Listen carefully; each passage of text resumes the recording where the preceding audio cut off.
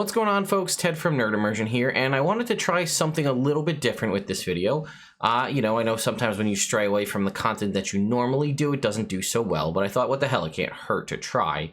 So, to give you a little bit of background, one of, my campaign that I've been running, that I've been streaming really for the past 3, almost 4 years, is getting very close to completing, which is pretty exciting. And before we start on the second campaign at some point in the future, one of my players said, hey, I'd like to test out some stuff that I'm planning to do for some of my own homebrew things. Would you mind if I ran like a short, interim campaign while we gear up for the second one? And I was like, no, that's fine. So that lets me get to be a player, so I'm on board, right? And then we're making characters for this campaign, even though we still don't know when it's going to start or any of the true specifics about it. We're building characters. Now, we rolled stats for this, and I rolled like a demon. I rolled amazingly. My stats that I rolled were 18, 17, 17, 15, 12, 9. Okay, so phenomenal stats.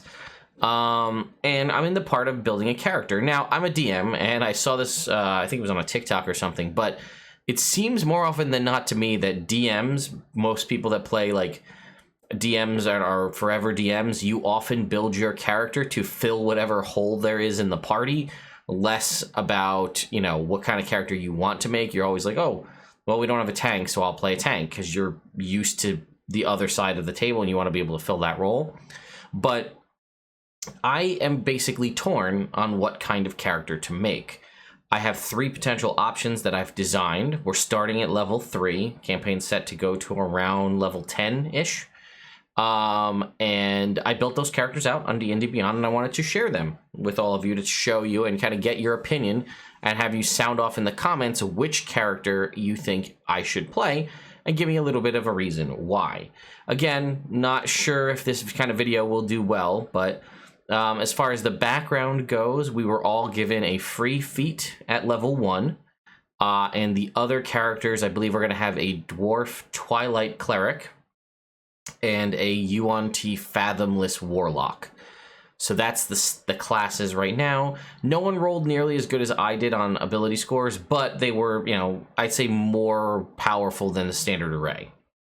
So I decided that I usually have no interest in playing barbarians or fighters, because I've said it before, I've been playing D&D for a while. I come from the min-max culture of 3.5, and I've seen 5e played a lot, so I like to have options and things to do. I've always felt that fighters and barbarians might not offer me enough intrigue or enough options when it comes to social encounters as well as combat, whereas I think for me a paladin is the perfect mix, because it gives me spellcasting, it gives me sort of pet mechanics in the fine steed, and it gives me martial capabilities, so I can do a little bit of everything. But I said, you know what, this would be a great opportunity to try that. Play a barbarian, play a fighter, one of those two, and see how it is, right? It's, at the very least, it's got a cutoff date, right? I know it's not a long-term running campaign. It's going to go for a little while, and eventually it will stop. So if it doesn't work out, I'll tough it out. Not a big deal. And I designed 3 characters, 2 fighters, and 1 barbarian, and I wanted to share them with you, and here we go. So the first is a Seder Barbarian. And again, there is a degree of, potential. And I should say, unlike, I guess, what you're technically supposed to do per the player's handbook, I build characters the way I always have built characters, which is I come up with a build, a race and a class, and a little bit of mechanics, and then I usually back into personality after the fact. So if you have suggestions on personality as well, throw those out there. So I was looking at, I've been wanting to play a Seder character for a while, just because I think it's really interesting, the concept of not being a humanoid, being a fey creature, the having advantage on, magical saving throws and stuff like that, plus the extra, jumping ability and stuff like that. And I thought, what would be interesting is a Seder Barbarian, right? You already have advantage on dexterity saving throws. You have constitution, strength saving throws, but then I was thinking most, intelligence, wisdom, and charisma saves, not all, but most of them are tied to some form of magic or magical effect. So the Seder's ability to, have advantage on those helps there. And lower level hold persons and things like that don't work on a satyr because they're fey. And then I also got the idea, I love mauls and two-handed hammers. I think they're awesome. I've only ever gotten to play a character who used one time, and it was one of my favorite characters. And I've been in the very long and slow process of building that maul in real life as a prop that I can hang on the wall behind me. And I say building, and it's like I have concepts, and that's as far as it's gone.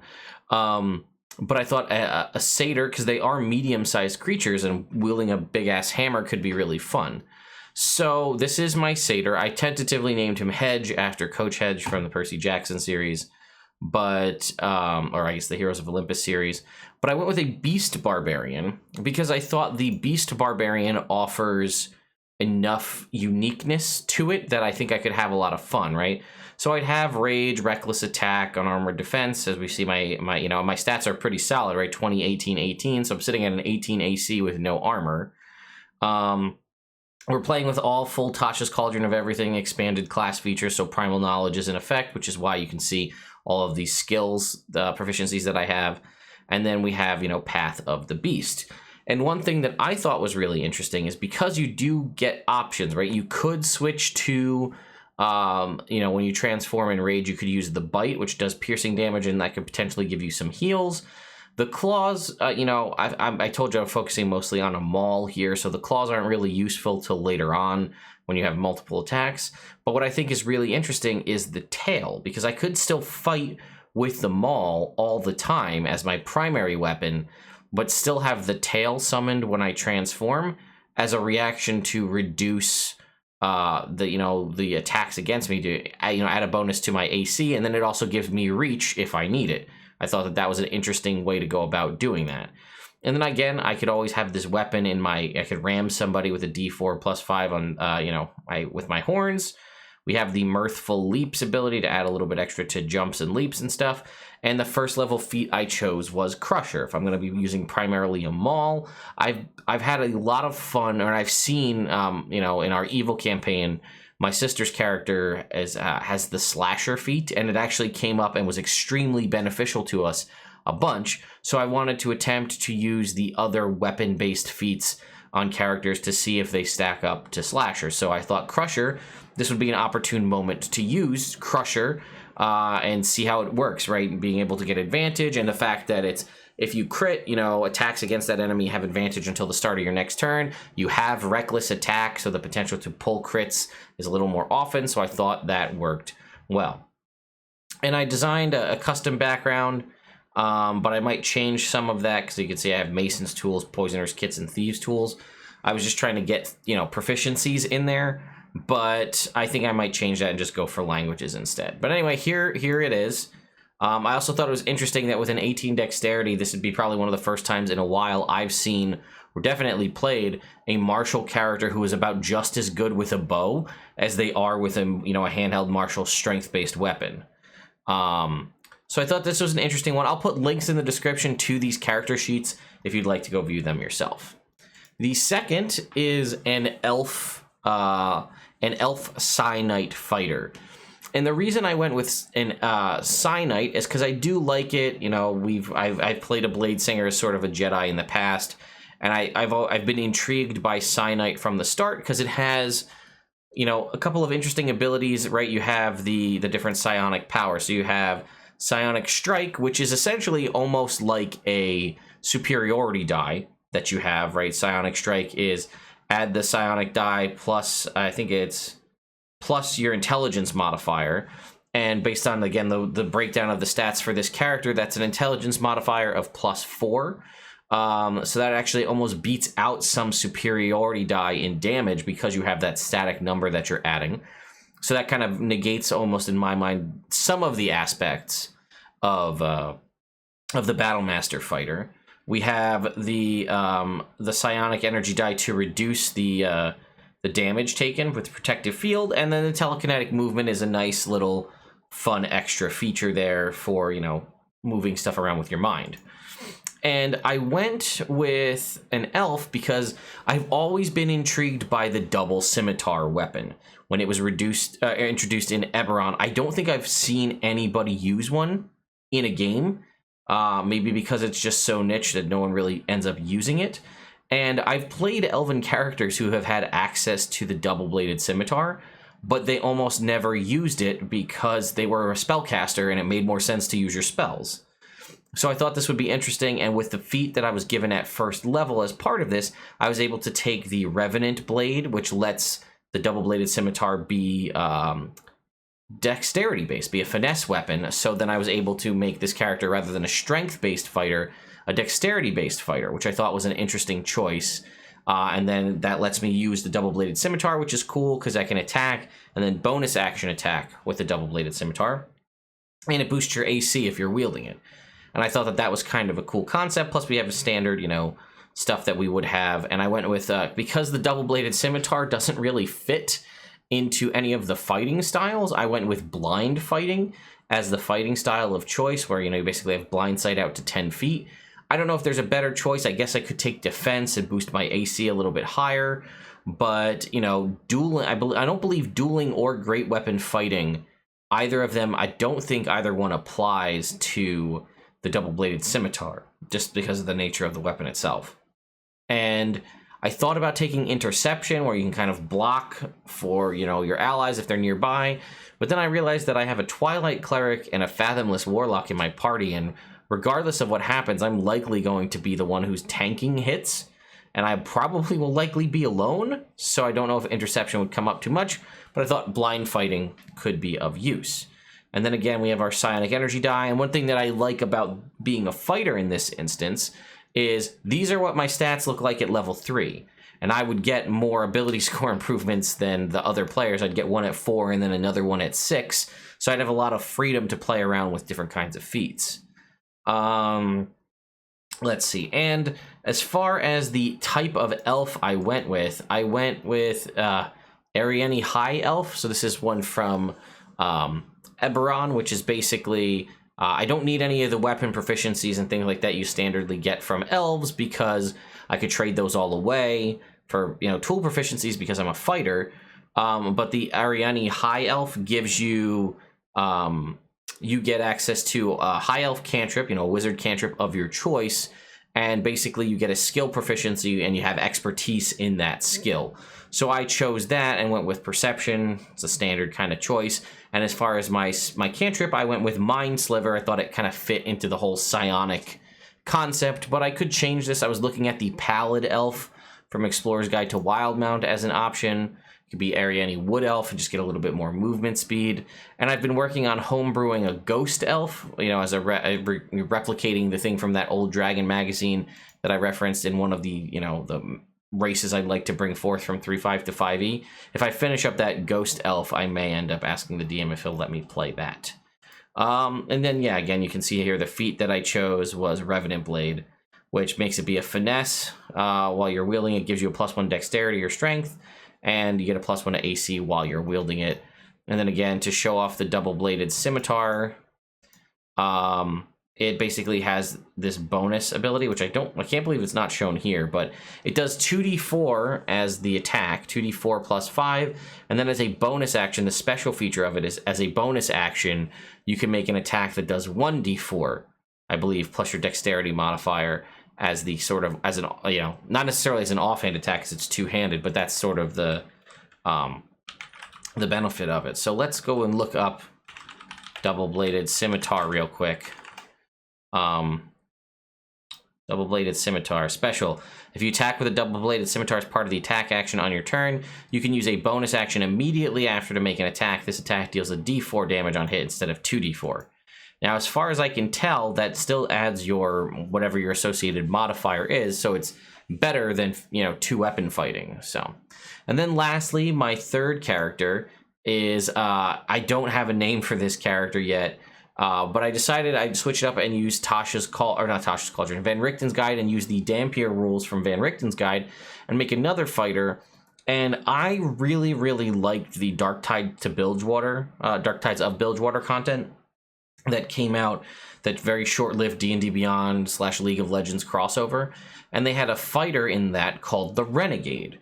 And the Renegade was basically a Magitech-y style gunslinger character, and I liked it a lot better than some of the other gunslingers that I've seen in the past. It was a lot more simple, and I liked that sort of the abilities as you leveled up allowed you to basically get different attachments or things for your weapon to allow you to do different things.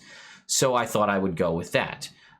So I went with, as far as what you can see here on this, I just chose Dampier, and I didn't choose any base race. I just chose the standard Dampier that gives you the 2 skill proficiencies. If I was going to choose a base race to start, realistically, I'd probably choose Aarakocra so that I could have a fly speed of 50 feet while still having a walking speed of 35. But I'd ask the DM if I could reflavor the Aarakocra to be more of a bat person than a bird person. And I think that would kind of fit overall with the whole Dampier ability, and how that works out, you know. And then the stats have obviously been adjusted as the Renegade uses Charisma as opposed to Intelligence, like the Cyanide. That was another point in favor of the Cyanide. You know, we have a Cleric who uses Wisdom, a Warlock uses Charisma, and the Cyanide would use Intelligence, so we'd kind of cover those 3 mental stats as far as, you know, skills and things. But the main feature here of the Renegade is you get a couple of skill proficiencies, and you choose a gunfighter form. You either choose to be a sniper or sort of a pistolier, and I chose the sniper, and basically what that does is not as an attack action, but as an action on your turn, you can target a creature within 120 feet and shoot. So that's sort of the trade-off, is you're not using, even if you have multiple attacks, you're not using multiple attacks, you're using your action to make a shot.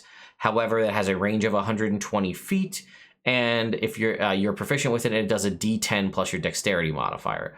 So it's about as good as a heavy crossbow. However, it doesn't have a long range, but it's kind of all-encompassing range is 120 feet. But to counteract the fact that you don't get to use multiple attacks, its damage increases as you level up. So at level 5, it goes up to 2d10, level 11, it goes up to 4d10, and level 20, it goes up to 6d10. I feel like that's a decently powerful jump. In fact, it goes from 1d10 to 2d10, and then it jumps from 2 to 4, then 4 to 6. I ran it by the DM. He's okay with it. So that's kind of your main thing. And then it's got this weapon of choice. You get upgrades, and you can get your different upgrades.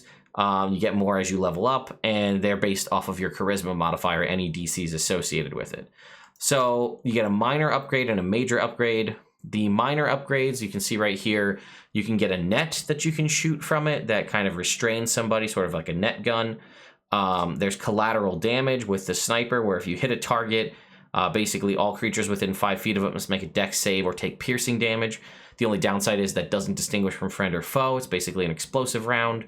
And then you can see some are locked behind different things as you level up, like crosshairs means you can get advantage by aiming down sights. At 5th level, you could add a secondary barrel to the sniper rifle, getting 2 attacks. Or smoke screen is currently what I took. You basically shoot a smoke grenade, and it makes a 10-foot cube centered on a point, spreading around corners, and it lasts for 10 minutes and cannot be dispersed, and it's once per short or long rest, and it basically gives you a little bit of tactical cover. And then the major upgrades you can see here are Barrage, which is basically you shoot a cone-based weapon of a bunch of kind of shrapnel out in a 15-foot cone that does 3d10 plus piercing once a short or long rest. Double Up is, let's see, when you fire, you can immediately cause the bullet to ricochet and hit another target, dealing damage equal to your dexterity modifier. There's no save on that. It just happens, but you can redirect the bullet a number of times equal to your charisma modifier, so you can bounce it around. There's the lightning round, where you sort of basically shoot like a mini lightning bolt in a line, or trial by fire, where you basically charge up your round and you deal extra fire damage equal to half your fighter level rounded up. You could charge a charisma modifier times per short or long rest. So those are your different options, and as you level up, you get access to more as you level up. So I thought that this was interesting because it was very different from anything that I'd played before. And then you can see here that because I chose medium-sized creature, I chose again just the standard, the ancestral legacy. I just chose 2 skill proficiencies, so I'd have dark vision. I wouldn't need to breathe. I'd have spider climb, right? Because I thought that would be an interesting ability for someone who's kind of a sniper, as I can basically walk on walls and climb up stuff. Now I could, like I said, if I wanted to be an Aarakocra and drop stealth and arcana proficiency, I could have a fly speed. But, you know, I feel like flying in big wings and stuff makes you a big target, and as a sniper, just being able to climb walls like Spider-Man or just walk up them is more useful. And, you know, I'd still have the vampiric bite thing. We've been over how it can be function, you know, used in a bunch of different ways. It's not a bad thing to have if you're just looking for extra either healing or a bonus to an attack roll. And my constitution is 18, so I'd be decently good at it no matter what. And then as far as the feat at first level, I was kind of torn of what to take, because there is kind of a lack of dexterity feats. So I could take, you know, skill mastery or whatever it is, but I decided to take gunner, even though it's kind of redundant because the firearms that I need to use as a renegade are kind of granted by the class. But it did give me a +1 to dexterity. If I do find other weapons, I could ignore the loading property. But more importantly, I get the being within 5 feet of a hostile creature doesn't impose disadvantage on your attack rolls. So I could shoot someone at point blank range with the sniper with no disadvantage. And then I can try to come up with fun ways to do 360 no-scopes on people while I'm running around like this. And as far as what the base race would be, if I don't choose Aarakocra, I would probably go with, like, I was thinking probably elf or human, probably, although a tiefling vampire could be kind of interesting as well. So that's kind of where I stand with the 3 classes. Again, I'll put the links in the description if you'd like to go check them out for yourself. The only other thing I can tell you is the DM has stated that this is a primarily like urban city-based campaign. That's what he wants to test out. So that's why you're not seeing me attempt to do things like Scout Rogue, because it doesn't seem like it's going to be a really wilderness focused, if there's going to be any wilderness focus at all. So I thought these 3 could be interesting. They're relatively unassuming in a lot of aspects. Like a Seder is probably the most stand-out-ish one of all, but I feel like they could all work well in a city campaign. The concept of being sort of like a gunslinger style person is interesting to me because you have a gun, but you're in a city, so like it might be, you know, not something people are used to seeing or hearing. And then if you're trying to be stealthy, you have to deal with the, you know, the offset of it making noise. So I just thought that could be an interesting way to go about it. But yeah, this is kind of where I stand. I've got those 3 characters. I don't think there's anything more than that. It's just, I want to play one of these 3. I'm just completely torn on which one. And, you know, while it's fun to try to ask my 4-year-old what he thinks, or my wife, who really couldn't care less about D&D, they're not going to give me any opinion. And the other players in the DM are kind of like, well, just do whatever you want. And I wasn't looking for them to tell me do whatever I want. I was looking for them to give me a well-reasoned argument as to why I should pick one. So I'm going to leave that up to you. Help me figure it out. Give me some good thoughts on what you think. And hey, like I said, if an idea for tweaking or personality or specifics of these characters comes along that you have a good idea, leave it in the comments and, you know, let me know. Also, let me know what you think about this video. You know, I don't get to play too often, so I sometimes struggle with what I want to do. And this is just a different kind of content, right? More or less like a conversation. I'm excited to play a character, and we're going to stream the game. I should say that too. Well, it'll be streamed no matter where it is, so if you want to see what the final outcome of this is, you can check it out. Also, we typically have always streamed all of our gameplay stuff over on our Twitch channel and then uploaded all the VODs to our second YouTube channel, Nerd Immersion Plays. There's links for both of those in the description. But I was thinking, since this is only going to be a short-run campaign, as sort of a trial, to stream it here on YouTube instead.